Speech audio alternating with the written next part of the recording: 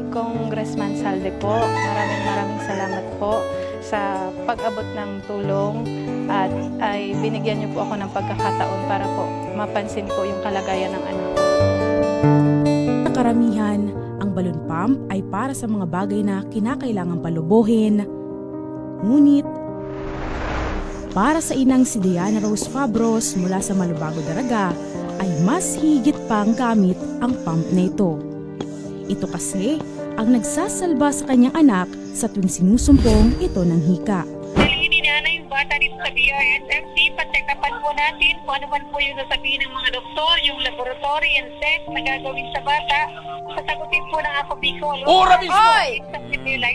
Salamat Tabang Ora mismo dahil natulungan niyo po kami sa aming pangangailangan.